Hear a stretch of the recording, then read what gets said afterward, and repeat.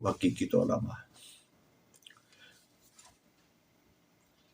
ایک اور واقعہ ملتا ہے کہ فضاؤں میں طواف کرنے والوں کی آوازیں گونج رہی تھی، اللہم لبیک لبیک لا شریک لک لبیک ان الحمد والنعمت ولک الملک۔ یہ نعرہ مستانہ تقوی طہارت کے دور، لوگوں کا دور، رب کے عشاق، مصطفیٰ کے عشاق، دین کے عشاق، تقوی طہارت کے مینارے، تو ان کی تکبیریں، ان کی زبانیں، ان کی تطہیریں، ان کے تزکیے، ان کے مقدس دلوں سے، زبانوں سے بیت اللہ کو جو تکبیر اور تحلیل کے عطر سے معطر کر رہے تھے، ان کی آنکھوں سے آنسوں کا سیلاب جاری تھا۔ اچانک ان محبوبان خدا کے پیچھے ایک بدو، جس کو ہم دیہاتی بولتے ہیں، نظر آیا، جو قد کا لمبا، اس کے شانے بھی بڑے چوڑے، یعنی بڑا لمبا تڑنگا بندہ تھا، اور بھرپور جوان۔ اس نے اپنے کندھے پر اپنی بوڑھی ماں کو اٹھایا ہوا تھا، جو ایک بڑی سی ٹوکری میں 4 زانوں بیٹھی تھی، بڑا سا ٹوکرا اس نے سر پہ رکھا، تو ماں آلتی پالتی مار کے اس میں بیٹھی ہے، اور بدو کچھ اشعار گنگا رہا ہے۔ مفہوم جن کا یہ بنتا ہے، یعنی میں اس کی سواری ہوں، مجھے کوئی ناگواری نہیں، میں جس کی سواری ہوں، اس سواری بننے پہ مجھے کوئی ناگواری نہیں ہے، مجھے کوئی پریشانی نہیں ہے، جبکہ سواری کا اونٹ گھبرا جاتا ہے مگر میں نہیں گھبراتا۔ اونٹ بھی تھک جاتے ہیں جب وزن ہو، ان کی اوقات سے بڑھ کر مشکل سفر ہو، مگر میں نہیں گھبراتا، کیونکہ جب کسی کے دل کے اندر کسی کا احترام اور محبت ہو تو بندہ کب تھکتا ہے۔ تو اس کو اپنی ماں سے، وہ یعنی ماننے والا، ماں کی قدر و عظمت و عصمت کو ماننے والا تھا۔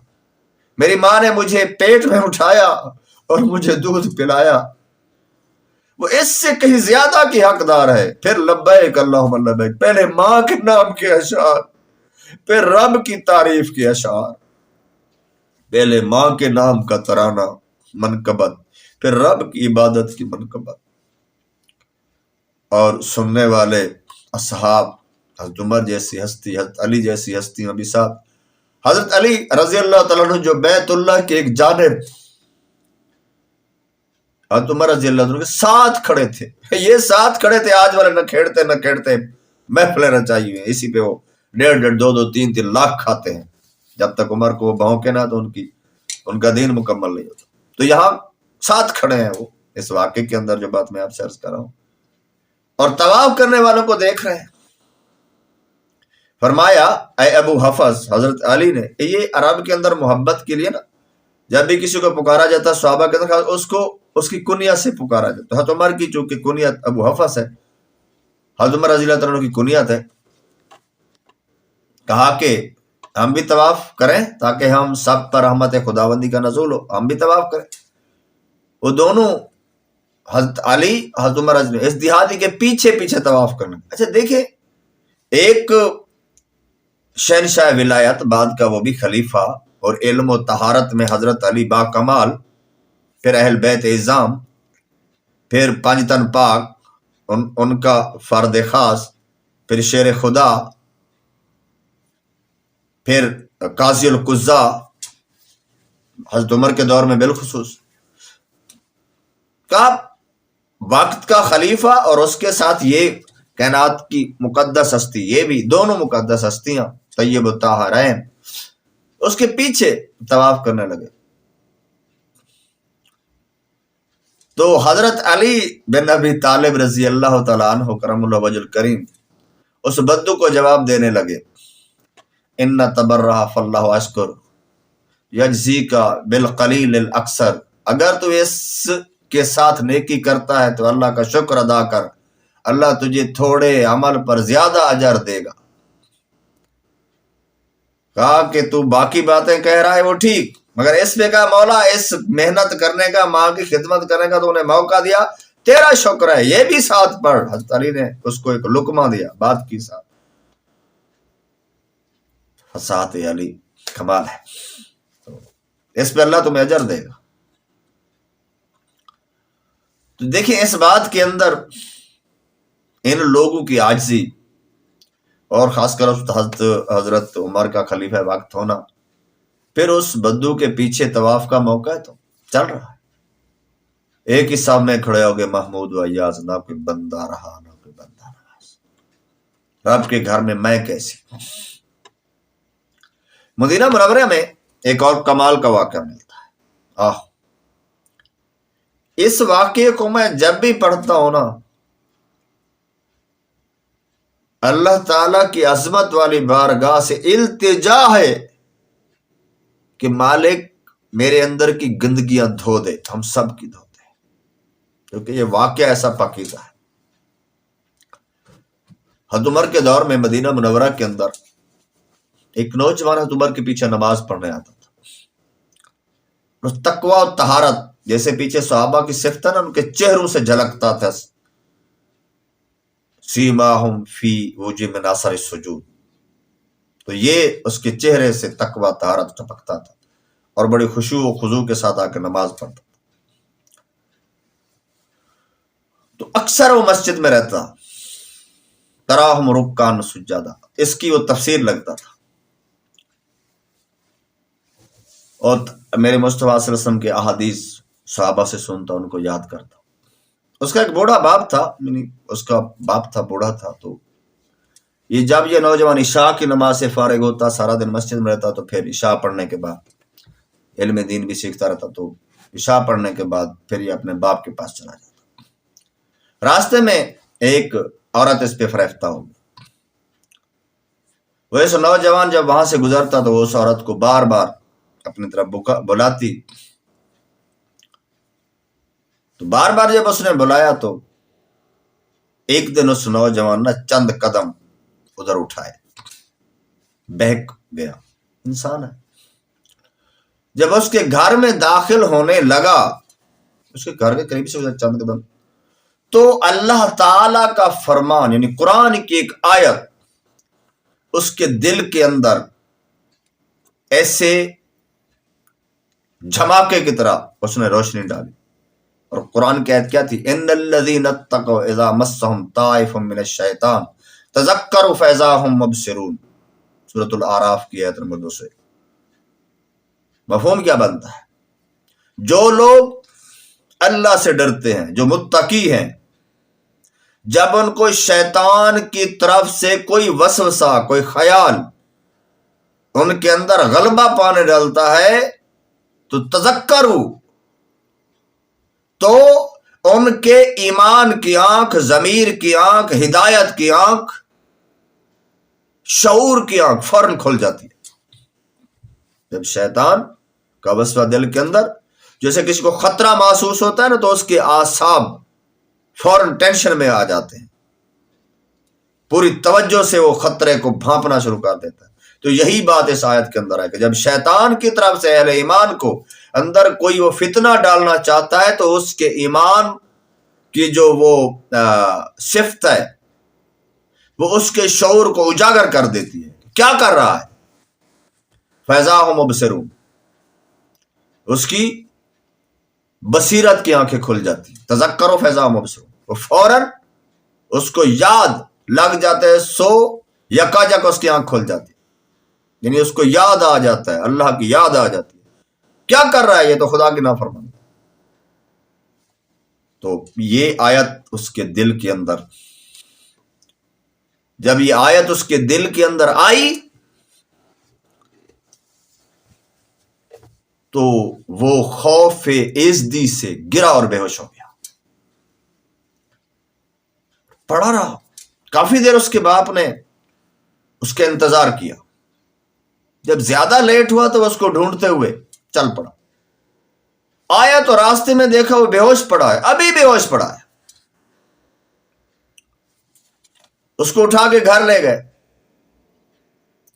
کافی دیر، تہائی رات گزر گئی، وہ بے ہوش پڑا رہا، اس کو ہوش میں لاتے رہے۔ جب وہ ہوش میں آیا، اس کے باپ نے پوچھا بیٹا کیا ہوا؟ اس نوجوان نے کہا کہ یہ معاملہ ہوا ہے، وہ واقعہ بتایا۔ تو اس باپ نے پوچھا کہ بیٹا کون سی آیت؟ اس نے کہا ایک آیت میرے دل میں آئی تو میں بے ہوش ہو کے گیا۔ کون سی آیت؟ تو اس نے یہی آیت جو آپ کے سامنے میں نے ابھی پڑھی، ان الذین اتقوا اذا مسهم طائف من الشیطان تذکروا فاذا هم مبصرون، یقیناً جو لوگ اللہ سے ڈرتے ہیں جب ان کو کوئی خطرہ شیطان کی طرف سے آ جاتا ہے تو وہ فوراً اللہ کی یاد میں لگ جاتے ہیں، یعنی اللہ ان کو یاد آ جاتا ہے اور ان کی آنکھیں بصیرت کی کھل جاتی ہیں۔ آیت پڑھی تو بے ہوش ہو کر میں گر گیا، تو آس پاس کے افراد اور پڑوسی بھی جمع ہو گئے۔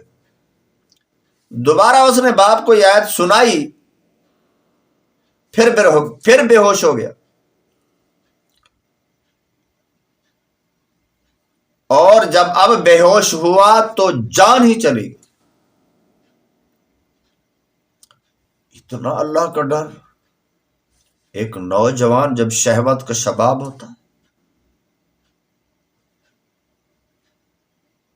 کروڑا اس کی تقوی طہارت پہ سلام و برکتیں اور رحمتیں، اللہ تعالیٰ اس کے خاک پاک صدقے اس سگے دنیا کو بھی بخش دے۔ جب انہوں نے اس کو ہلایا چلایا تو رخصت ہو چکا تھا دنیا سے۔ چنانچہ اس کو غسل دے کر دفن کر دیا گیا۔ تو صبح کی نماز میں نہیں تھا، تو عمر نے پوچھا لوگوں سے، وہ نوجوان آتا تھا، پھر پتہ کرایا تو لوگوں نے بتایا وہ تو کل رات فوت ہو گیا۔ تو آپ رضی اللہ تعالیٰ عنہ ان کی تعزیت کرنے ان کے گھر گئے۔ اس کے باپ نے پھر حال سنایا کہ یہ ہوا۔ حضرت عمر رو رہے ہیں، کہتے ہیں میں اس کو توجہ سے دیکھتا تھا، اس کا چہرہ ہی تقوی و طہارت کی مثال تھا، اس کی زندگی اور اس کی موت بھی بے مثال ہو گئی۔ مجھے اس کی قبر بتاؤ۔ کہتے ہیں نا قبروں پہ جانا ناجائز ہے۔ یہ میں جس کتاب سے بھی بیان کر رہا ہوں، جہاں سے میں نے واقعہ دیکھا ہے، وہ منع کرنے والوں نے بھی اس کو لکھا ہے کہ آپ نے کہا کہ وہ قبر کہاں ہے، تو اس کو قبر بتائی گئی۔ آپ قبرستان تشریف لے گئے اور وہاں جا کر جیسے طریقہ ہے قبرستان میں جانے کا، السلام علیکم یا القبور، پھر آپ نے بالخصوص نوجوان کا نام لے کے کہا، اے فلاں، اللہ تعالیٰ کا وعدہ ہے، وَلِمَنْ خَافَ مَقَامَ رَبِّهِ جَنَّتَانِ، جو اپنے رب کی بارگاہ میں پیش ہونے سے ڈر گیا کہ کیسے حساب دوں گا، اس کے لیے تو 2 جنت کے باغوں کا وعدہ ہے۔ بتا مجھے تو نے اللہ کے اس وعدے کو کیسا پایا؟ اب وہ کہتے ہیں مر کے مٹی وٹی کہنے والے عمر کو کیا سمجھاؤ گے؟ وہ بڑا مفتی ہے یا تم؟ آپ اس سے مخاطب ہیں؟ اور اس نوجوان نے قبر سے جواب دیا، اے عمر رضی اللہ تعالیٰ، میں نے اپنے رب کے وعدے کو سچا پایا۔ عمر نے 2 بار پوچھا، اس نے 2 بار جواب دیا۔ اب مجھے بتائیں وہ قبر کے اندر مردہ تھا یا زندہ؟ اور قبر کا عذاب ثواب کیا ہوگا؟ وہ تو مر کے اگر مٹی ہوگی تو جواب کیوں دے رہا تھا؟ اور حضرت عمر کیوں پوچھ رہے تھے؟ تو یہ ہوگا نا کہ من عمل صالحا من ذکر او انثی وہو مومن فلنحینہ حیاۃ طیبہ۔ تو ان کی تو جنت یہاں سے شروع ہو گئی نا، جو اچھائی کرتا ہے، جو برائی کرتا ہے اس کی جنت۔ کہا گیا نا میرے مصطفیٰ صلی اللہ علیہ وسلم کا فرمان علی شان ہے، جنت کے باغوں میں قبر ایک باغ یا جہنم کے گڑھوں میں سے قبر ایک گڑھا۔ تو اچھوں کے لیے تو قبر بھی جنت کا باغ، تو اس کو تو 2 باغ۔ کیفیت حقیقت وہ اللہ بہتر جانتا ہے، ہم نے تو جو حکم ہے وہ ماننا ہے۔ عقل اللہ رسول کے حکام کے آگے تسلیم۔ تو نیکیوں میں سبقت لے جانا، نیکیوں کی قدر کرنا، نیکوں کی قدر کرنا، اتنے اولو العزم صحابہ کی یہ صفت۔ اور عمر جیسا بندہ نیکوں کی بڑی قدر کرتا تھا، نیکیوں میں سبقت کی کوشش کرتا تھا۔ مگر والے کو ہر ایک کے درجات ہوتے ہیں، شعور کے بھی، ایمان کے بھی، اللہ کے احسان کے بھی۔ تو نبی صلی اللہ علیہ وسلم صحابہ کرام کو ایک دفعہ انفاق فی سبیل اللہ، یعنی اللہ کی راہ میں خرچ کرنے کی، صدقہ خیرات کرنے کی ترغیب عطا فرما رہے تھے. تو ان صحابہ کرام رضی اللہ تعالیٰ میں حضرت عمر فاروق رضی اللہ عنہ بھی تھے جن کا سینہ کھل گیا اور چہرہ چمک اٹھا. اب میرے مصطفیٰ کو لگا آج میرے مصطفیٰ نے ترغیب دلائی ہے تو آج ہم بھی دل کھول کے خدمت کر. اس وقت ان کے پاس اچھا خاصا مال تھا. حضرت عمر اپنے دل میں کہنا کہ آج میں صدیق اکبر سے نیکی میں بڑھ جاؤں. ان کی حسد نہیں ہوتا تھا، نیکی میں حسد نہیں ہوتا، رشک ہوتا. نیکی میں آگے بڑھنے کا رشک ہونا چاہیے. تو میں آج اللہ اور رسول کو خوش کرنے کے لیے اور زیادہ صدقہ کروں گا. چنانچہ وہ جلدی سے گھر پہنچے. واپس آئے تو ہاتھ میں مال سے بھری ایک بڑی تھیلی تھی، درہم دینار سمجھ. آقا علیہ السلام نے وہ تھیلی حضرت صلی اللہ علیہ وسلم کی خدمت میں جب انہوں نے پیش کی تو آقا صلی اللہ علیہ وسلم نے وہ لے لی. تو آقا علیہ السلام نے اس بڑی تھیلی کی طرف دیکھا، پھر پوچھا اپنے گھر والوں کے لیے کیا چھوڑ آئے ہو؟ حضرت عمر رضی اللہ عنہ نے کہا میں ان کے لیے اتنا چھوڑ آیا ہوں جتنا لے آیا ہوں، یعنی آدھا ان کے لیے چھوڑ آیا ہوں اور آدھا لے آیا ہوں. اس کے بعد عمر رضی اللہ تعالیٰ عنہ حضرت صلی اللہ علیہ وسلم کے ساتھ بیٹھ گئے. تھوڑی دیر نہ گزری کہ حضرت صدیق اکبر رضی اللہ تعالیٰ اپنے ہاتھ میں ایک بڑا تھیلا جو حضرت عمر کے لائے ہوئے تھیلے سے بھی بڑا تھا اٹھائے ہوئے مسجد میں داخل ہوئے اور آقا علیہ السلام سامنے پیش کر دیا. آقا علیہ السلام مسکرا دیے. اس تبسم کی عادت پہ لاکھوں سلام. جس طرف اٹھ گئی دم میں دم آ گیا. اس نگاہ عنایت پہ لاکھوں سلام. اللہ اللہ. میرے آقا علیہ السلام دیکھ کے مسکرائے. میں پوچھا صدیق تم اپنے گھر میں کیا چھوڑ آئے ہو؟ صدیق اکبر نے ایک عاجزانہ انداز سے جواب دیا میں گھر میں اللہ اور اللہ کے رسول کو چھوڑا. اللہ، یہ جو ہر جگہ حاضر ناظر کے جھگڑے کرتے ہو، یہ صدیق کیا کہہ رہا ہے؟ سامنے تو مصطفیٰ کہتے ہیں ادھر ان کو چھوڑا. تو چلو ان کا کہتے ہیں نام چھوڑا. جہاں نام والا ہوتا ہے تو اس نام کا جو وہاں کر بھی کچھ نہ سکے تو اس کا کیا ہوگا. تو بہرحال یہ آپ نے کہا. اس پہ اقبال نے کہا کہ شمع کو پھول پروانے کو شمع انادل کو پھول بات صدیق کے لیے خدا کا رسول. تو فرمایا میں اللہ کے رسول کو وہاں چھوڑا. حضرت عمر رضی اللہ عنہ نے صدیق اکبر پر اپنے تعجب کا اظہار کرتے ہوئے عرض کیا کہ اے بکر صدیق رضی اللہ عنہ میں کسی کام میں تجھ میں شاید آگے نہیں بڑھ سکتا. یعنی یہ آپ کی تسلیم کرنے کی صفت ہے. آپ جو سخت ہے وہ اصول پہ سخت. ایک جو اکڑ والی سخت ہوتی ہے وہ نہیں ہے، اصول پہ سخت پابند. اس لیے تو فرمایا گیا کہ میرے بعد اگر کوئی نبی ہوتا وہ وہی تو ہوتا ہے میرے دائیں ہاتھ پہ سورج اور بائیں ہاتھ پہ چاند رکھ دو میں اپنے موقف سے نہیں ہٹوں گا. میرے مصطفیٰ صلی اللہ علیہ وسلم کا تو یہ کلیہ ہے، زندگی ہے. تو حضرت عمر رضی اللہ تعالیٰ عنہ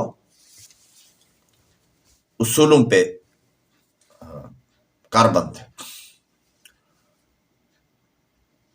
حضرت عبد الرحمن بن عوف رضی اللہ تعالیٰ عنہ ام المومنین حضرت ام سلمہ رضی اللہ تعالیٰ عنہ کے پاس تشریف لے گئے. چونکہ آپ بڑے مالدار تھے. آقا صلی اللہ علیہ وسلم نے وصال کے بعد اپنی بیویوں کے معاملات کے اخراجات کے معاملات آپ کو وصیت کر گئے تھے. حضرت ام سلمہ رضی اللہ تعالیٰ عنہ نے انفاق کے مال کی ترغیب دیتے ہوئے فرمایا یعنی اللہ کے راستے میں خرچ کریں گے، جو کہ آپ بڑے دولت مند تھے حضرت عبد الرحمن بن عوف. تو بی بی نے ان کو ترغیب دی کہ اللہ کا راہ پہ خرچ کرتے. ترغیب دیتے فرمایا کہ میں نے آقا علیہ السلام کو بی بی ام المومن کہنے لگی کہ یہ سنا کہ میرے بعض صحابہ رضی اللہ تعالیٰ عنہم میری وفات کے بعد مجھے کبھی نہ دیکھ سکیں گے. یہ عبرت کی بات ہے. میرے صحابہ کہ میرے بعض صحابہ میری وفات کے بعد یعنی صحابی میں تو آ گئے، کچھ معاملات ہوں گے کہ وہ مجھے کبھی نہ دیکھ سکیں گے.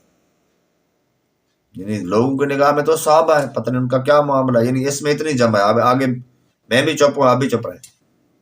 حضرت عبد الرحمن بن عوف رضی اللہ تعالیٰ کانپ اٹھے کہ پتہ نہیں وہ کون ہے، کیونکہ آپ تو دولت مند بھی تھے، پتہ نہیں بھی کس وجہ سے پکڑ ہو جائے. اس خوف و گھبراہٹ کی حالت میں وہاں سے اٹھے حضرت عمر بن خطاب رضی اللہ عنہ کے پاس پہنچے اور یہ بات ان کو بتائی. سنو آپ رضی اللہ عنہ کی ماں نے کیا کہتی ہے. کہا کہ عمر آپ کی ماں، چونکہ نبی صلی اللہ علیہ وسلم گھر والی ہیں، سب کی مومنین کی ماں ہے، تو اس لیے کہا کہ عمر آپ کی ماں کیا کہتی ہے، امہات المومنین میں ہے چونکہ وہ. پھر انہیں حضرت ام سلمہ رضی اللہ تعالی عنہا کی حدیث سنائی تو حضرت عمر رضی اللہ عنہ کو بھی شدید خوف محسوس ہوا، جیسے لگتا ہے کہ نیچے سے زمین نکل گئی. جلدی سے اٹھے اور ام المومن حضرت ام سلمہ رضی اللہ تعالی عنہا کے پاس پہنچے اور درخواست کی، دو زانو ہو کر بیٹھے. اور لوگ کہتے ہیں بزرگوں کے آگے جھکنا منع ہے، ان کے دروازے کے آگے حضرت عمر دو زانو ہو کے بیٹھے ہیں، جیسے اتحیات کی حالت میں بیٹھتے ہیں، اور عرض کیا کہ میں آپ کو اللہ کی قسم دے کر، اللہ کا واسطہ دے کر پوچھتا ہوں، آقا نے آپ کو تو بتائے ہیں، محرم راز ہیں آپ، بتائیے میں ان میں سے تو نہیں ہوں کہ جن کو میرے مصطفیٰ کا دیدار نہیں ہو. بی بی نے فرمایا کہ عمر نہیں، تم ان میں سے نہیں ہو، مگر تیرے بعد اب مجھ سے کوئی پوچھنے آئے گا تو میں جواب نہیں دوں، کسی کو میں اب بے قصوروں کی لسٹ میں شامل نہیں کروں. جاؤ اب یہ سلسلہ نہ بن جائے. کتنا تقوی، کتنا طہارت، اتنی نیکیاں، اتنا قرآن کے اندر ذکر، اللہ کا ڈر، پھر بھی اتنا. یہاں ہمارے ہاں جو گدی نشین ہے، ان کی 7 نسلوں میں گردن میں سریا اور ساری دنیا کا مال کھایا جا رہا ہے. متقی پرہیزگار تو دادا پر دادا تھے، یہ سب پہ نازل ہوئے کھڑے، نہ دین کا کام کسی کو کرنے دیتے ہیں، وہ خود دین کے ٹھیکیدار بھی ہیں. وہ مولوی تو 2% کا مولوی، تیری کیا ہوگا؟ یہ 2-3% کا پتہ نہیں کیا ہوتا ہے. اصل تو ہوتا ہے جس کے بعد دین کا علم ہے. علم میں ٹکے اور غیر ٹکا کیا ہوتا ہے.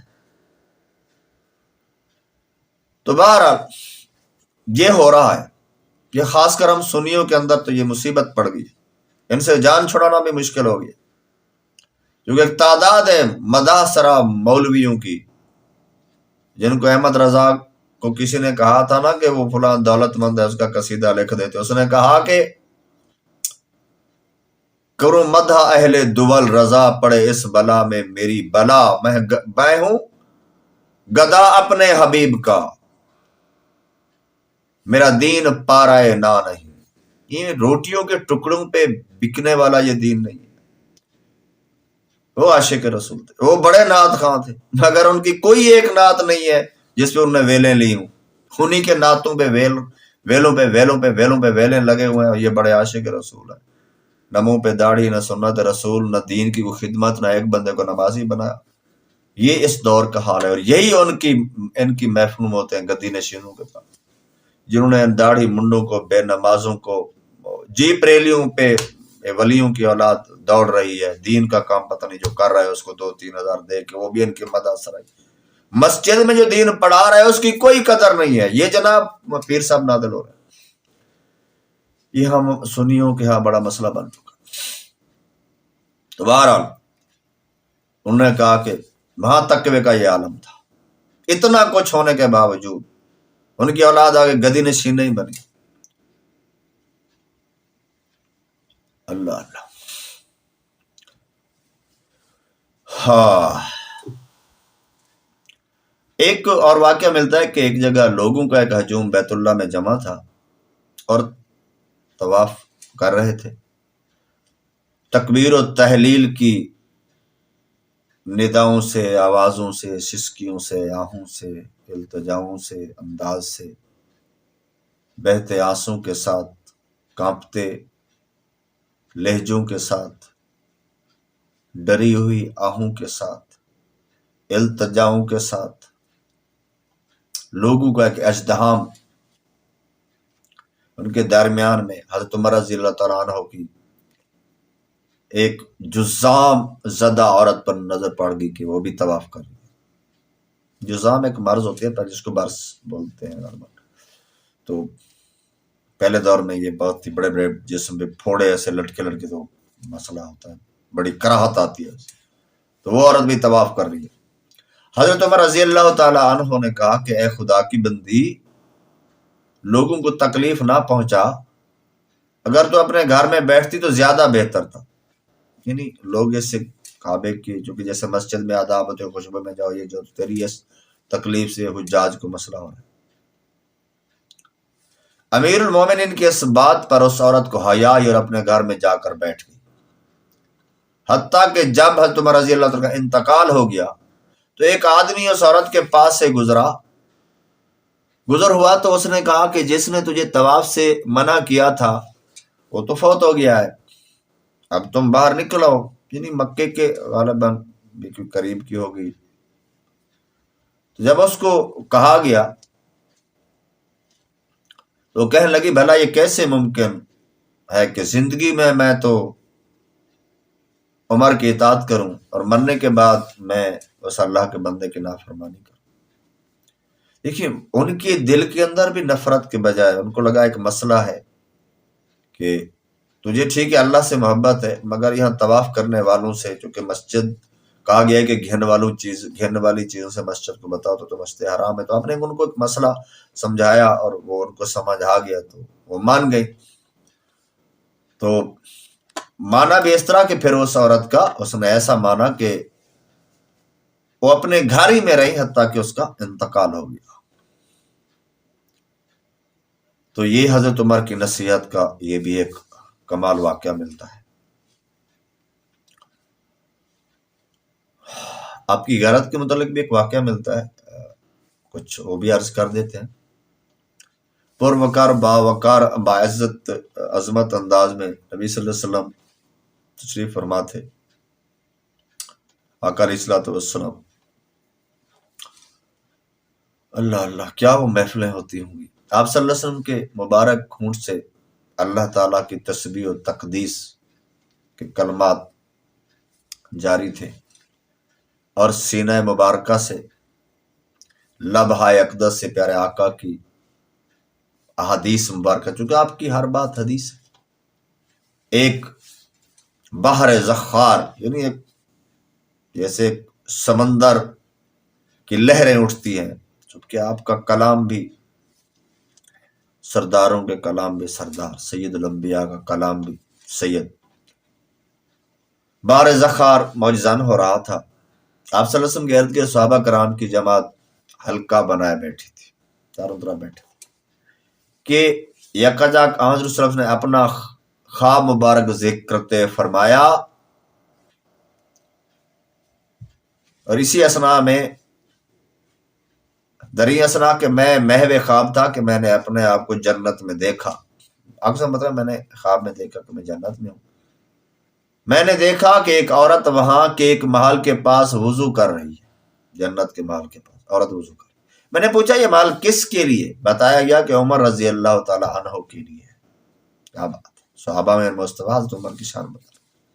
پھر آقا علیہ السلام نے فرمایا کہ مجھے عمر رضی اللہ عنہ کی غیرت یاد آ گئی، کیونکہ وضو کر رہی تھی جو پاؤں وغیرہ جو جسم دھو رہی تھی، تو مجھے یاد آ گئی عمر بڑا غیرت والا ہے، تو میں نے اس کو دیکھنا چھوڑ دیا، میں وہاں سے آگے چلا گیا، میں نے اس کو مزید نہیں دیکھا۔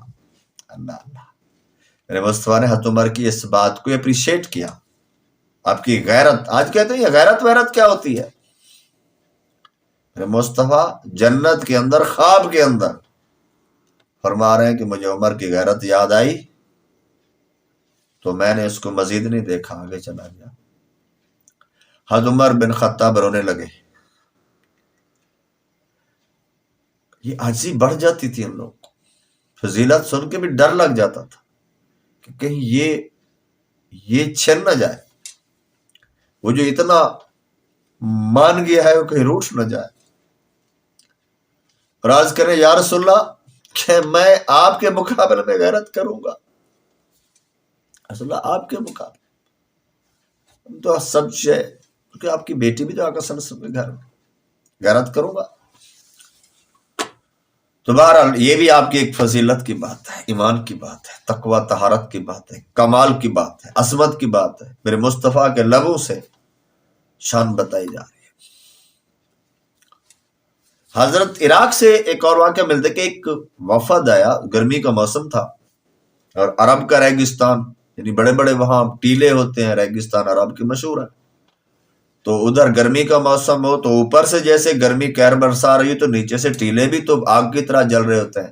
آتش دوزخ کا ایک لحاظ سے منظر استعارہ جس کو بولتے ہیں، یعنی شدید ترین گرمی حدت جیسے آگ جل رہی ہو پیش کر رہا تھا. اس کی قیادت وہ جو وفد ہے اس کی قیادت حضرت احنف بن قیس رضی اللہ تعالیٰ عنہ کر رہے تھے. وہ امیر المومنین حضرت عمر رضی اللہ تعالیٰ عنہ کو ڈھونڈتے ہوئے جب پہنچے تو دیکھا کہ امامہ اترا ہوا ہے، کمر پر گون بندھی ہوئی ہے اور زکوٰۃ میں آئے ہوئے اونٹوں کا علاج معالجہ کر رہے.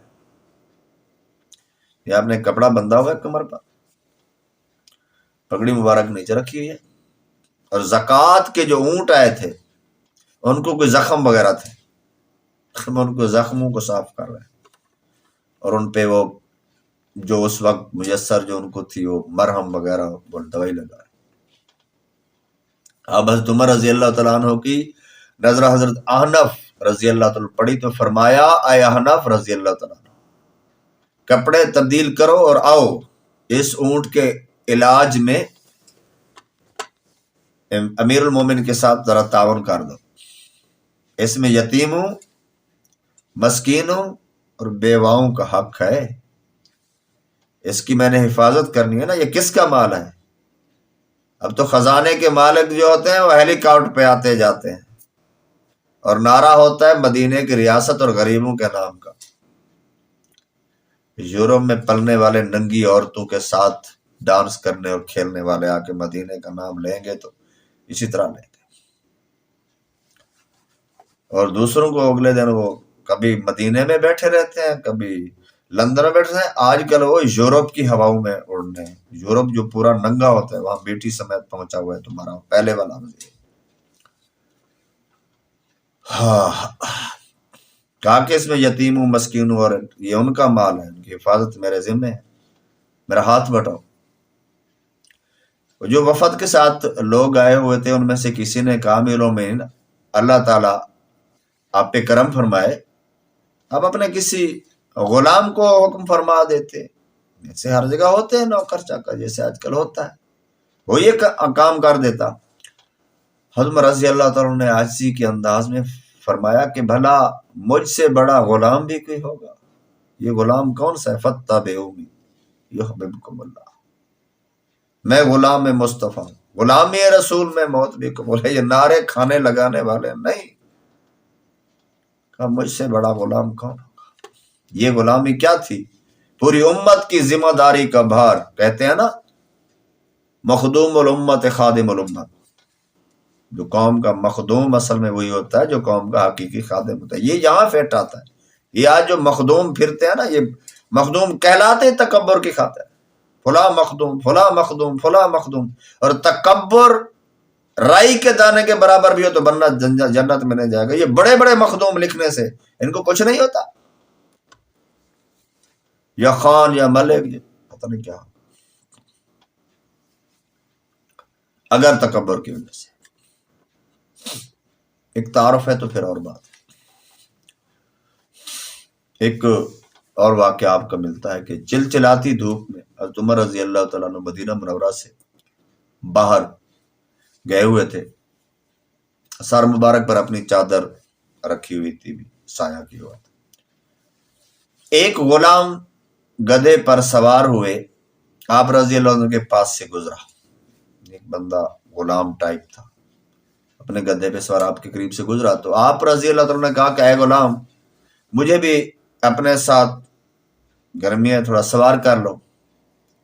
غلام نے فوراً اپنی سواری کو روکا اور اپنے گدھے سے نیچے اتر کر آجانا انداز میں عرض کیا، اے امیر المومنین لیجئے آپ رضی اللہ عنہ سوار ہو جائیں. آپ رضی اللہ نے کہا کہ نہیں، تم سوار ہو جاؤ، میں تمہارے پیچھے سوار ہوتا ہوں. آگے تو بیٹھ، پیچھے میں بیٹھ. سواری بھی گدھے کی، ہیلی کاپٹر کا نہیں کہہ رہا. اللہ اللہ. اب رضی نے کہا کہ نہیں تم سواری، میں تمہارے پیچھے سوار آتا ہوں. کیا تم مجھے پست جگہ پر سوار کرنا چاہتے اور خود سخت جگہ پر سوار ہونا چاہتے؟ اللہ اللہ. تو میں تمہارے پیچھے سوار ہوتا ہوں، کیا تم مجھے؟ آپ نے کہا کہ نہیں تم سوار ہو جاؤ، میں تمہارے پیچھے سوار ہوتا ہوں. کیا فکرہ یہ کیا تم مجھے پست جگہ پر سوار کرنا چاہتے ہو، خود سخت جگہ پر سوار ہونا چاہتے ہو؟ یہ جو نرم جگہ تھی خود وہ پیچھے۔ بار غلام نے بار بار اصرار کیا کہ حضور مہربانی فرمائے، حضرت عمر رضی اللہ عنہ آگے بیٹھے اور پیچھے بیٹھے گا۔ جب حضرت عمر رضی اللہ عنہ کا اصرار یہ تھا کہ غلام آگے سوار ہو اور میں پیچھے بیٹھوں، اب اس پہ بحث ہو رہی ہے، حضور آپ آگے ہو، حضور آپ آگے ہو۔ غلام سے وقت کا خلیفہ المسلمین امیر المومنین، بالآخر غلام نے امیر المومن کی بات مان لی، آپ نے منوائی آگے تو بیٹھ،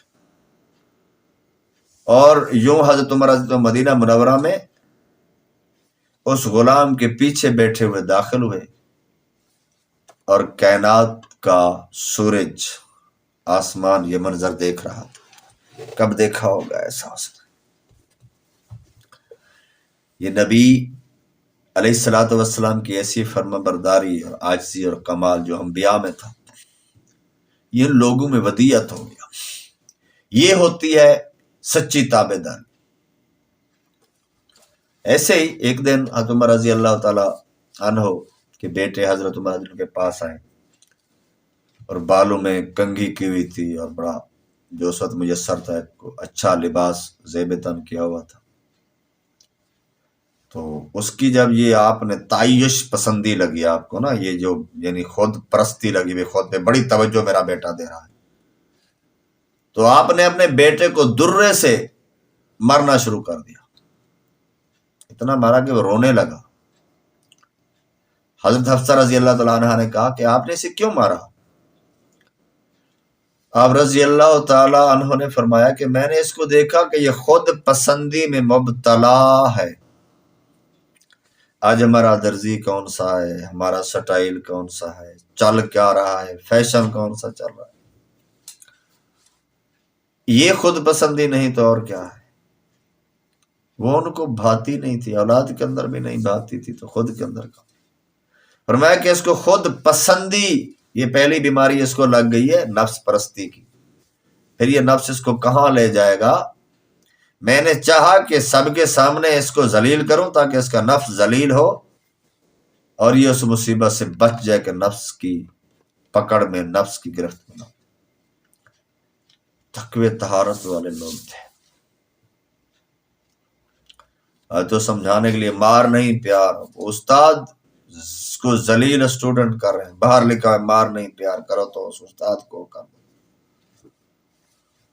اور وہی حکومت ہے کہ کوئی سفید داڑھی والا بھی غلطی کرے تو تھانے دار یہاں سے مارتا جاتا ہے وہاں تک، علماء کو بھی نہیں چھوڑتا۔ وہاں پتہ نہیں مار، باشعور جو ہے ان کے لیے مار ہے، بے شعور جو ہے ان کے لیے پیار ہے۔ اب یہ عجیب بات، اونٹ کو پیار سے سمجھاؤ اور بندے کو مار سے سمجھاؤ۔ بچہ کم عمر باشعور سے تو وہ اس کو سدھانے کی عمر ہے۔ تو بہرحال حضرت عمر رضی اللہ عنہ نے اپنے کندھے سے ایک واقعہ ملتا ہے کہ نیند کا غبار جھاڑا اور رعایا کی خبر گیری کے لیے نکل پڑے۔ کہیں سوئے ہوئے تھے تو اٹھے اور مٹی جھاڑی، اس لیے زمین پہ سو، کمال دیکھ اٹھے اور پھر رعایا کی خبر کو چل پڑے۔ آپ نے دیکھا کہ ایک عورت اپنی کمر پر پانی کے مشک اٹھائے ہوئے آ رہی ہے اور ننگے پاؤں جا رہی ہے، اس کی جوتی نہیں ہے۔ حضرت عمر رضی اللہ عنہ نے اس کے حال احوال پوچھا تو وہ کہنے لگی کہ میرے عیالدار عورت ہوں اور میرے پاس کوئی غلام نہیں ہے، میرے اچھی خاصی فیملی ہے، میں اپنے بچوں کو پانی پلانے کے لیے رات کے وقت خود نکلتی ہوں اور دن کے وقت خوف کی وجہ سے نکلنا پسند نہیں ہے، بھی مخلوق اور پردے داری کا معاملہ اور پانی اٹھا کے آنا۔ حضرت عمر رضی اللہ تعالیٰ جب اس کے حالات سنے تو بڑے وہ پسینہ چھوٹ گیا۔ آپ نے اس کی مشق اٹھانے کی درخواست کی، اس کی مشق اٹھا کر اس کے گھر تک لے گئے۔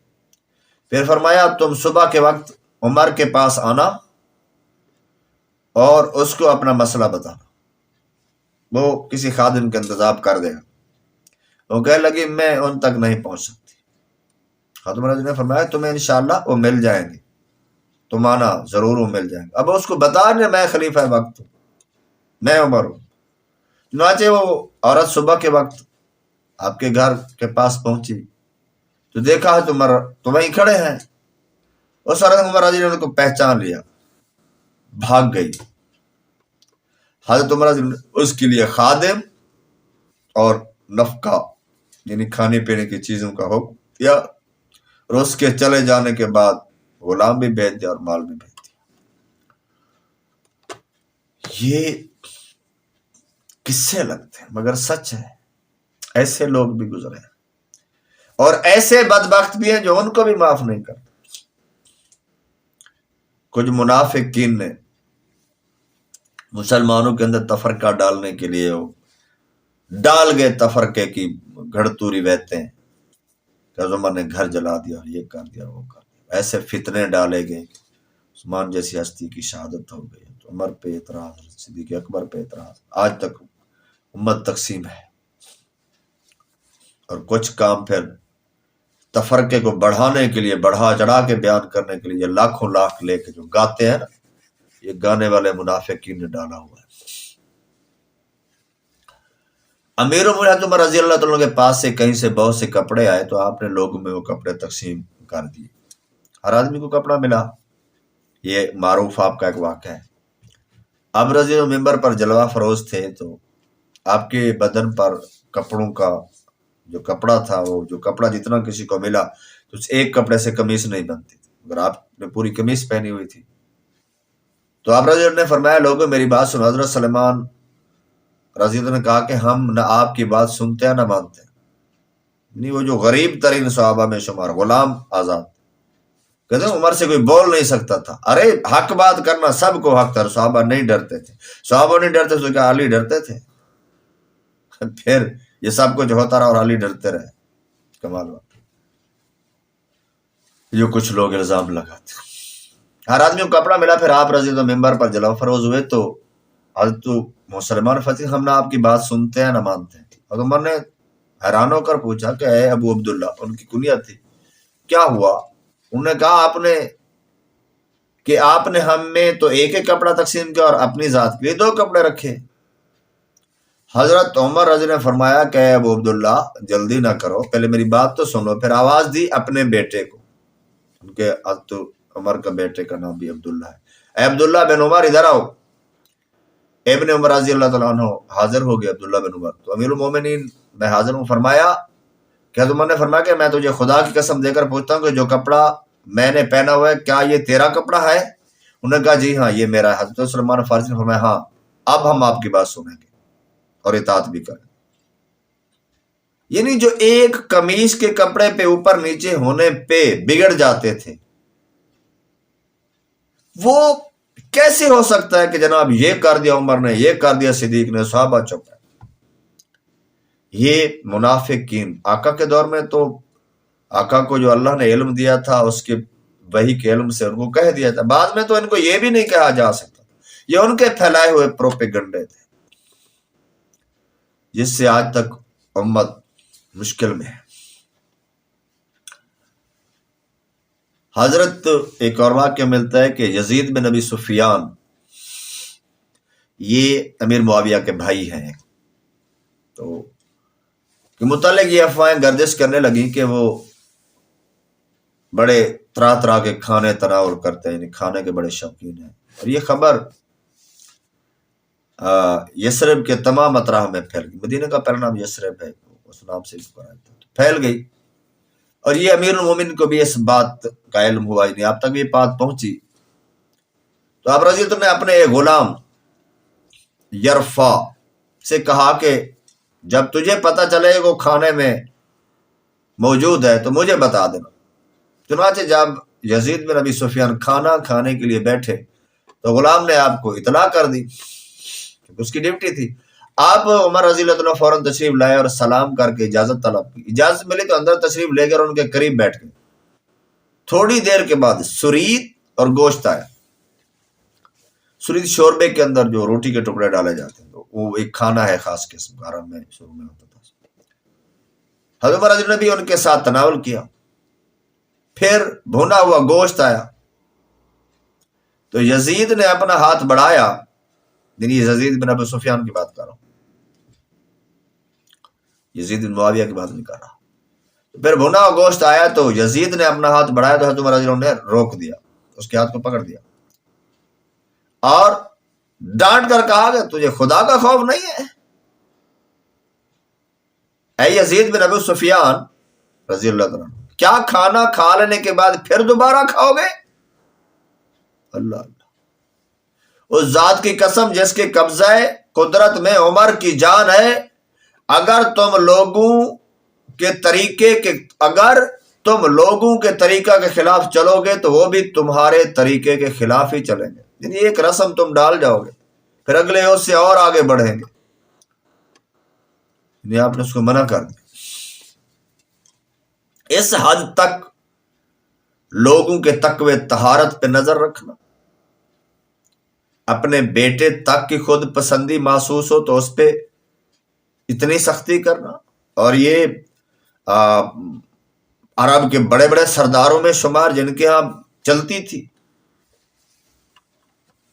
تو پہلے بھی سیاسی معاملہ جو عرب کا تھا اسی بنو امیہ کے پاس تھا، تو یہ لوگ شروع سے شاہانہ انداز میں کھانے کے عادی تھے، مگر آپ نے منع کر دیا۔ ایک اور آپ کا ایک زندگی کا ایک بڑا پیارا نمونہ واقعہ ملتا ہے کہ سحری کے بعد حضرت عمر رضی اللہ تعالیٰ مدینے کی گلی کوچوں میں گھوم رہے تھے اور معلوم کر رہے تھے کہ کسی کا کوئی مسئلہ نہ ہو کہ آپ کے کان میں اچانک ایک عورت کی آواز، پریشان حال آواز پڑی اور اپنے جذبات میں ان دو اشعاروں میں اظہار کر رہی تھی، تطاول هذا الليل واسود جانبه ورکنی الا حبیب العیبہ فلولا ہزار اللہ لشیء مثلا لزعزع من هذا السریر جوانبہ، یعنی رات طویل ہو گئی اور اس کے اطراف میں تاریکی پھیل گئی، اگر خدا کا خوف نہ ہوتا جس کے مثل کوئی نہیں تو اس چار پائی کی تمام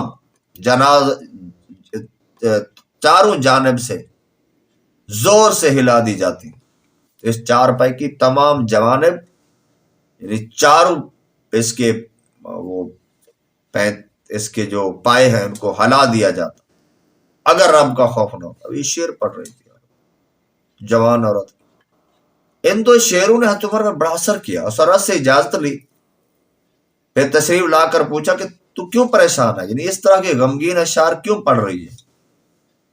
اس نے کہا کہ میرے خامند کو کتنے مہینے ہو گئے وہ اس شہر سے دور ہے، حالانکہ مجھے اس کا اشتیاق ہے، مجھے اس کی ضرورت ہے۔ حضرت عمر نے سنجیدگی سے پوچھا کیا تمہارا ارادہ کسی برائی کا ہے؟ اس نے کہا معاذ اللہ، ہرگز نہیں۔ حضرت عمر نے فرمایا اچھا حوصلہ رکھو، تمہارا شوہر تک جلد پیغام پہنچا دیا جائے گا۔ اس کے بعد عمر رضی اللہ عنہ نے اپنی صاحبزادی حضرت حفصہ رضی اللہ تعالی عنہا کے پاس تشریف لے فرمایا کہ میں تم سے ایک اہم بات پوچھنا چاہتا ہوں، یہ آپ کی بیٹی بھی ہے اور امہات المومنین بھی ہے، تو اس کی وضاحت کر دو۔ پھر دینی آواز میں پوچھا کہ عورت کتنا عرصہ تک اپنے خاوند سے صبر کر سکتی ہے، یعنی اپنے خاوند کے بغیر گزارا کر سکتی ہے؟ کتنی پاکیزگی بات، مگر لوگوں کی نفسیات تک کا خیال رکھنا یہ راہبر کی ذمہ داری ہوتی ہے۔ اپنی گھر کے ایک محرم سے پوچھ رہے حضرت عمر رضی اللہ تعالیٰ عنہ، ام المومنین حضرت حفصہ رضی اللہ تعالیٰ عنہ نے اپنے سر شرم کے مارے نیچے کر لیا، تو حضرت عمر رضی اللہ تعالیٰ عنہ نے ان پر تخفیف کرتے فرمایا بیٹی بے شک اللہ تعالیٰ حق بات کہنے سے شرم نہیں فرماتا۔ یہ اللہ تعالیٰ کا ایک قرآن کی آیت کا ایک مفہوم ہے کہ اللہ تعالیٰ حق کہنے میں شرم نہیں کرتا، تو ان کو جو ایک حجاب ہے عورت کے اندر وہ پھر امہات المومنین، مگر ایک مسئلہ بتانا ضروری جب ہو تو وہ تو بتانا پڑتا ہے، تو اس لیے آپ نے ان کو وہ حوالہ دیا۔ حضرت حفصہ رضی اللہ تعالیٰ عنہ نے حیا شرم کی وجہ سے زبان تو نہیں جواب دیا، البتہ ہاتھ کے اشارے سے کہا 3، یعنی 3 ماہ تک یا زیادہ 4۔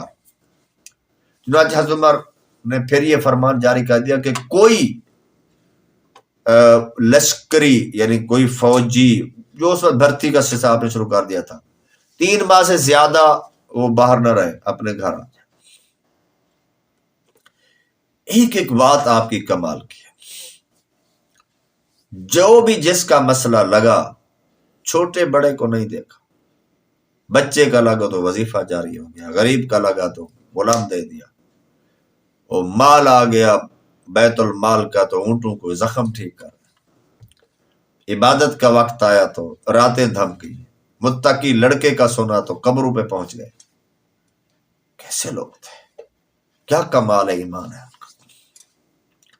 ایک دن حضرت عمر رضی اللہ تعالیٰ ممبر پر چڑھے لوگوں کی ایک کثیر مجمع سے خطاب فرما رہے تھے، لوگوں عورت کا مہر زیادہ نہ باندھو، آئندہ مجھے کسی کے متعلق یہ خبر نہ پہنچے کہ اس نے جو مقدار مقرر ہے اس سے زیادہ مہر دیا، جس مقدار میں رسول کریم صلی اللہ علیہ وسلم نے مہر دیا یا اس کی طرف بھیجا گیا، الا یہ کہ میں اسے زیادہ مقدار بیت المال میں مقرر کروں۔ یہ فرما کر ممبر سے نیچے اتر آئے۔ راستہ میں قریش کی عورت نے آپ رضی اللہ عنہ کو روک لیا اور کہنے لگی، اے امیر المومنین یہ بتائیے اللہ کی کتاب قرآن اتباع کی زیادہ حقدار ہے یا آپ زیادہ حقدار ہیں؟ اللہ، آپ نے فرمایا اللہ کی کتاب کی اتباع زیادہ حق رکھتی ہے، اس کو قرآن کی مانی جائے۔ لیکن کیا ہوا، وہ کہنے لگی آپ رضی اللہ عنہ نے ابھی لوگوں کو عورتوں کا زیادہ مہر باندھنے سے منع کیا ہے، حالانکہ اللہ جل شانہ کا ارشاد ہے وَإِنْ أَرَدْتُمُ اسْتِبْدَالَ زَوْجٍ مَكَانَ زَوْجٍ وَآتَيْتُمْ إِحْدَاهُنَّ قِنْطَارًا فَلَا تَأْخُذُوا مِنْهُ شَيْئًا۔ النساء، اگر تم بجائے ایک بی بی کے دوسری بی بی کرنا چاہو اور تم اس ایک کو انبار کا انبار مال دے چکے ہو تو تم اس میں سے کچھ مت لو، یعنی پہلی بیوی ہے اس کو بہت سا حق مار دے چکے ہو، تم دوسری شادی کرنا چاہتے ہو تو اس سے وہ حق مار نہ لو، قرآن کی آیت۔ اور یہاں لفظ ہے کہ انبار کا انبار، اور تو مقرر کر رہا ہے تو جانے والی سے نہیں لے سکتا تو آنے سے پہلے مقرر ہوتا۔ حضرت عمر نے کہا کہ ہر عمر سے زیادہ، حضرت عمر نے کہا کہ ہر ایک عمر سے زیادہ فقیہ ہے۔ اب یہ کہا تو عورت ہے تیری جرت، کہا دیکھیں تو نے قرآن سے دلیل دی ہے، ٹھیک ہے۔ پھر آپ واپس ممبر پر تشریف لے گئے اور لوگوں سے فرمایا کہ میں نے تمہیں عورتوں کا مہر مقرر مقدار سے زیادہ دینے سے منع کیا تھا، لیکن اب یہ حکم یہ ہے کہ ہر شخص جیسے چاہے اپنے مال میں اس معاملے میں تصرف کر سکتا ہے۔ ایک عورت نے بات کی، قرآن کی آیت سے دلیل دی تو فوراً مان گئے۔ یعنی آیت ان کو بھی تھی، مگر ایک چیز ہوتی ہے توجہ نہیں ہوتی، اس عورت نے اس بات کی طرف توجہ دلائی، اس کا اس مفہوم کی طرف بھی توجہ دلائی کہ اس کی لمٹ ان لمٹ ہو سکتی ہے، کوئی دے سکتا ہے تو دے، آپ نے مان۔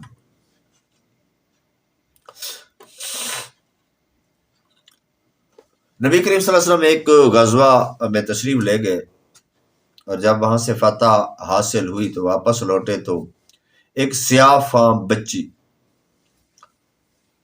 حاضر خدمت ہوئی اور اس نے عرض کیا کہ یا رسول اللہ، میں نے یہ منت مانی تھی کہ اگر اللہ نے آپ کو صحیح سلامت واپس کیا تو میں آپ کے سامنے دف بجاؤں گی اور گیت گاؤں گی، یعنی آپ وہاں سے فتح یاب ہو کے آئے۔ دف یعنی ایک سائڈ پہ نا ایک ہوتا ہے جیسے ڈھول ہوتا ہے جو دونوں سائڈ پہ ہوتا ہے، تو ایک سائڈ پہ نا ایک سمجھنے ایک ڈبے پہ ایک سائڈ پہ وہ دف والا جو کپڑا ہوتا ہے ڈھول کے وہ لگا ہوتا ہے، اس کو بجایا جاتا ہے، وہ دف بولتے ہیں۔ تو میں نے منت مانی تھی کہ بھی میں جانب دف بجاؤں گی اور گیت گاؤں گی۔ اب گیت سے مراد یہ ہے کہ وہ مدح سرائی کی کرے گی، آقا صلی اللہ علیہ وسلم کی نعت سمجھ لیں۔ رسول نے فرمایا اگر تم نے نظر مانی تھی تو ٹھیک ہے بجا لو، ورنہ نہیں۔ اس بچی نے دف پکڑی اور بجانے لگی، اتنے میں حضرت صدیق آئے تو وہ بجاتی رہی، پھر حضرت علی آئے تو وہ تب بھی بجاتی رہی، پھر حضرت عثمان غنی آئے تب بھی بجاتی رہی۔ پھر حضرت عمر رضی اللہ تعالیٰ عنہ تو بچی نے وہ دف زمین پر پھینکی اور خوف اور ڈر کے مارے بیٹھ گئی، ڈر کے بیٹھ گئی. یعنی آپ کا ایک دبدہ اور خوف تھا کہ بھی بڑے سخت ہے. اس پر آقا نے فرمایا اے عمر شیطان تجھ سے خوف کرتا ہے. یعنی اس عمل ہوا بھی صحیح، آپ نے اجازت بھی دی، مگر اس کے ساتھ یہ بھی لگا دیا کہ اس کو دلیل پکڑ کر اس کو زیادہ اس کے ساتھ رغبت کرو گے تو یہ عمل بندے کو ادھر لے جاتا ہے. یعنی اس عمل کو شیطان دف کو خاص کر یعنی باجے گانے باجے کو پسند کرتا ہے. حالانکہ سب گانا باجا کہاں سن رہے تھے، وہ تو مداحیہ اشعار پڑھ رہی ہوگی، یہی بھی ہے، مگر دف پہ. اور آج دف پہ بعض لوگ نعت پڑھتے ہیں اسی دلیل کو پکڑ کر. مگر حضرت عمر کے متعلق پھر یہ فرما دیا کہ شیطان تجھ سے خوف کھاتا ہے. یعنی چھوٹا سا وہ عمل جس کے ذریعے شیطان بندوں کو گانے باجے سے لہو لعب ہوتا ہے تو ورگلا سکتا ہے، تو تجھ سے خوف کھاتا ہے. یعنی یہ چھوٹے سے عمل سے بھی جو شیطان کی طرف لے جائے تو شیطان بڑے عمل کرنے والے شیطان کے ساتھ ہی کیا کریں گے. تو بہرحال واللہ عالم جو اس سے سمجھ آیا میں نے عرض کیا. تو بہرحال یہ حضرت عمر رضی اللہ تعالیٰ عنہ کی صفات ہے، صحابہ کی صفات ہے. یہ اللہ کے وہ پیارے لوگ ہیں والذین یبیتون ربہم سجدا وقیاما، جن کی راتیں سجدوں میں گزر جاتی تھی،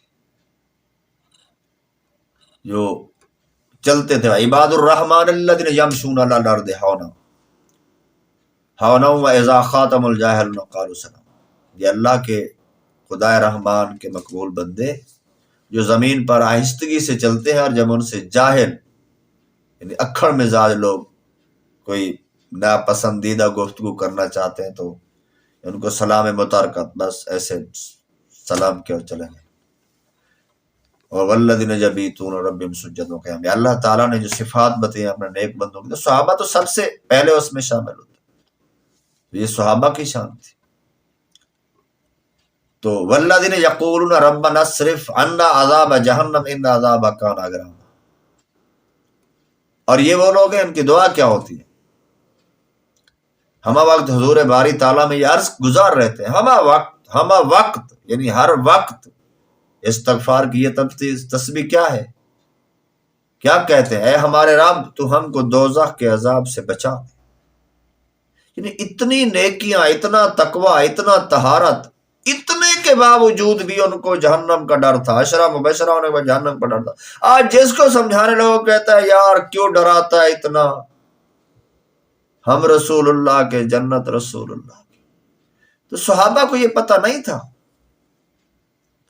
وہ یہ بھی جانور اللہ کی بے نیازی اور اللہ تعالیٰ کی خفیہ تدبیر کیا ہے. کس کے پاس پرچی آ گئی کہ ایمان کے ساتھ مرے گا اور شفاعت رسول بھی ملے؟ کس کے پاس آ؟ جن کے پاس آئی ہوئی تھی ان کو بھی اس بے نیاز کی بے نیازی سے ڈر لگتا تھا. اللہ تعالیٰ اپنے اس خشیت والے بندوں کے صدقے ہمارے دلوں کو پاک کر. اور آگے پھر کیا کہتے تھے کہ اے اللہ ہمیں ان عذاب کان غراما، بے شک یہ بڑا خوفناک عذاب ہے اور ہمیشہ کا عذاب، مولا اس سے بچا. یہ صحابہ کی شان، یہ دعائیں ہوتی تھی ان کی جو ہر وقت اللہ کی بارگاہ میں کرتے رہتے تھے. الذین یذکرون اللہ قیاما وقعودا وعلی جنوبہم یتفکرون فی خلق السماوات والارض ربنا ما خلقت ھذا باطلا سبحانک فقنا عذاب النار. اللہ نے فرما رہا ہے، اللہ تعالیٰ بتا رہا ہے، انہی لوگوں کا بتا رہا ہے، یہ جو روتے ہیں، استغفار کرتے ہیں، اتنے تقوی طار اپنے مصطفیٰ کے ساتھ ہیں. پہلے نمبر پہ یہ آیات انہی کے لیے. اللہ فرمایا یہ وہ لوگ ہیں جو سراپا نیاز بن کر کھڑے اور سراپا ادب بن کر بیٹھے اور ہجر میں تڑپتے ہوئے اپنی کروٹوں پر. ہجر کس بات کا؟ رب سے ملاقات کا ہجر بھی تھا اور گناہوں کا ڈر بھی تھا. سوتے ہوئے کروٹوں پہ سوئے ہوئے ہیں تو کانپ رہے ہیں اور ذکر اللہ کر رہے ہیں، اللہ کو یاد کرتے ہیں. آسمان اور زمین کو جب دیکھتے ہیں، اللہ کی تخلیق کو دیکھ کر خالق کو یاد کرتے ہیں، اس کے جلووں میں گم ہو جاتے ہیں کہ اتنی چیزیں خوبصورت بنانے والا کیسا ہوگا، اتنی بڑی بڑی چیزیں بنانے والے کے پاس پیش کس طرح ہوں گے. فکر کرتے رہتے ہیں. یتفکرون فی خلق السماوات والارض ربنا ما خلقت ھذا باطلا. پھر یہ فکر میں کہتے ہیں کہ ایسے پکار اٹھتے ہیں اللہ کی معرفت. یہ بنانے والے نے ان کو ایسے بے حکمت تو نہیں بنایا، بے تدبیر تو نہیں بنایا. اے مولا تو سب کمزوریوں سے پاک. سبحانک فقنا عذاب النار. بس ہمیں جہنم کی آگ سے پاک کر دے، ہمیں بھی بچا لے دوزخ سے. ربنا انک من تدخل النار فقد اخزیتہ وما للظالمین من انصار. اے ہمارے رب بے شک تو جسے دوزخ میں ڈال دے تو نے اسے واقعی رسوا کر دیا، اور ظالموں کے لیے کوئی مددگار نہیں ہے، تو مدد نہیں کرے. یہ صحاب کی دعائیں ہیں. اللہ نے قرآن میں ذکر کیا کہ میرے بندے یہ کہتے ہیں. مصطفیٰ علیہ السلام کی صحبت میں رونے والے اس طرح رو رو رو دعائیں. اب یہ منافقین کی تو نہیں ہے، کفار کی تو نہیں ہے، بدیوں کی تو بدوؤں کی تو نہیں ہے، اصحاب کبار کی باتیں ہیں. وہ اتنا ڈرتے ہیں. آپ کے گدی نشین آپ دن رات یہ صرف خوشنودی والی، خوشخبری والی سنانے والی آیاتیں اور باتیں اور اشعار، وہ بھی اشعار. اس پہ پوری قوم کو لگا ہوئے بد عملی کی ہر طرف بھرمار ہے. وہ لوگ اتنے تقوی طہارت کے باوجود اٹھتے بیٹھتے نمازیں دن رات، سوتے ہوئے ڈر ڈر کے یہ دعائیں، سوتے ہوئے بھی ڈر ڈر کے دعائیں، نماز کے میں دعائیں، سجدوں میں دعائیں. ربنا اننا سمعنا منادیا ینادی للایمان ان آمنوا بربکم فآمنا ربنا فاغفر لنا ذنوبنا وکفر عنا سیئاتنا وتوفنا مع الابرار. اے ہمارے رب ہم تجھے بھولے ہوئے اللہ. سو ہم نے ایک ندا دینے والے کو سنا، میرے مصطفیٰ تیرے حبیب کو سنا جو ایمان کی ندا دے رہا تھا کہ اے لوگوں اپنے رب پر ایمان لاؤ. تو ہم ایمان لے آئے. اے ہمارے رب اب ہمارے گناہ بخش دے. کفر کے عالم میں ہو گئے. حالانکہ یہ بتایا تو علماء نے یہی ہے کہ جب بندہ کلمہ پڑھ دے پچھلے معاف، مگر اللہ کی خشیت اور بے نیازی کا ڈر یہ ایمان ہے. خوف اور امید کے درمیان ایمان ہے. کسی ایک کو چھوڑے گے تو ایمان نہیں بچے گا. خوف بھی رکھنا ہے، امید بھی رکھنی ہے. اور ہمارے آگے کیا کہتے ہیں؟ ربنا فاغفر لنا ذنوبنا، ہمارے گناہ معاف کر دے. حالانکہ گناہ گار ہم ہیں جو دن رات ہنسے جا رہے ہیں، گناہ کیے جا رہے ہیں. صحابہ پاکیزہ ہستیاں، پھر بھی ان کے دل اللہ سے ڈر رہے ہیں. کیونکہ جو جتنے عظمت والے کے قریب ہوتا ہے اس کی عظمت کو جانتا ہے اتنا ڈرتا ہے. وہ اللہ کے قریب تھے اس لیے زیادہ ڈرتے تھے. ہم دور ہیں اس لیے نہیں ڈرتے. یہ سب سے بڑی ہمارے گلے کی مصیبت ہے. جو جتنا زیادہ بے خوف ہے اتنا رب سے دور ہے. وَكَفِّرْ عَنَّا سَيِّئَاتِنَا، اے مولا ہمارے سیئات کو معاف کر دے، ہمارے نامہ اعمال کو مٹا دے جو گناہوں سے بھرا ہوا ہے. یہ ان کے الفاظ ہیں، میں نہیں کہہ رہا، مگر یہ ان کی دعائیں ہیں. ہمارے لیے بھی یہ سبق ہے نا، ہمارے پلے تو ہیں ہی صرف گناہ. وَتَوَفَّنَا مَعَ الْأَبْرَارِ، اور ہمیں اپنے نیک لوگوں کی سنگت میں موت دے. موت آئے تو تیرے نیک لوگوں کی سنگت نصیب. ربنا آتنا ما وعدتنا علی رسولک ولا تخزنا یوم القیامہ انک لا تخلف المیعاد. اے ہمارے رب ہمیں وہ سب کچھ عطا فرما جس کا تو نے ہم سے اپنے رسولوں کے ذریعے وعدہ کیا. یہ مانگنا بھی ضروری ہے. اولاد جو رسولوں کے ذریعے وعدہ آیا وہ بڑی بڑی نعمتیں جو ابرار کے لیے ہوتی ہیں ہمیں انہی میں شامل کر دے، وہ عطا فرما. آج بھی یہ دیکھیں جو یہ دعائیں مانگ رہے اللہ تعالیٰ ان کی دعائیں بھی بتا رہا ہے، ان کے ایمان بھی بتا رہا ہے، ان کے تقوی بھی، طہارتیں بھی بتا رہے ہیں، اور ان کی عاجزیاں بھی بتا رہا ہے. اور یہ ہمیں سکھا رہا ہے کہ ہم تو ہیں سیاہ باطن، سیاہ اعمال. ہمیں زیادہ فکر اتنی کرنی چاہیے کہ ہم اگر خوف سے گھل کے پگھل کے مر جائیں تو پھر بھی ہمارے گناہ بڑھیں. ہے اللہ تعالیٰ وہ عرض کرے مولا کہ تو اپنے وعدوں کے خلاف نہیں کرتا، وہ ابرار والی موت دے دے، ان کی سنگت دے دے، ہمارے گناہ معاف کر دے، جو ان کو نعمت جنت میں عطا جس کا تو نے ان سے وعدہ کیا وہ ہمیں عطا فرما۔ یہ تمام آیات تمام اصحاب اور اصحاب کبار کے لیے بالخصوص یہ دعائیں حضرت عمر مانگتے ہیں، صدیق اکبر مانگتے ہیں۔ تو آج کی گفتگو کو یہیں پہ اختتام کرتے ہیں، انشاءاللہ اگلی ویڈیو میں آگے پھر انشاءاللہ دیکھیں گے کہ کیا سلسلہ کرنا ہے۔ تو اگلے بھی کچھ ویڈیوز تو عمر رضی اللہ تعالیٰ عنہ کے واقعات کے متعلق، چونکہ میں نے دیکھا ہے کہ تاریخ کے متعلق ہسٹری میں جو سمری سی پیش کر دی گئی ہے، ڈیٹیل نہیں ہے۔ میں کوشش کر رہا ہوں کہ بھی چلو بعض اصحاب کیا جتنی پاسیبل ہو سکے، تو یہ جو جید ہستی ہے ان کے کم از کم واقعات ہمارے لیے ایک آئیڈیل صورت ہو، کیونکہ آج مطالعے کا شوق تو اتنا رہا نہیں، چلو شاید کوئی ویڈیو سے سن کر ہی جو جیسے ہسٹری کو جاننا چاہتے ہیں تو کچھ اس میں یہ ڈیٹیل شامل ہو جائے گی، یہ خواہش ہے۔ اللہ تعالیٰ قبول فرمائے، آمین بجاہ النبی الامین۔ اللہ تعالیٰ مقدس ہستیوں کے صدقے پاکیزہ زندگی، پاکیزہ سوچ اور تمام گناہوں کی معافی عطا فرمائے، اور وہی ابرار کے ساتھ والی موت عطا فرما دے۔ یہ تو ہے کاش، مگر اس کی رحمت بہت بڑی ہے۔ جی میں دیکھا عملہ بلے کچھ نہیں میرے پلے، جے میں بیکا رحمت رب دی بلے بلے بلے، رحمت دا دریا الہی ہر دم بگدا تیرا، جے ایک قطرہ بخشے مینوں کم بن جا۔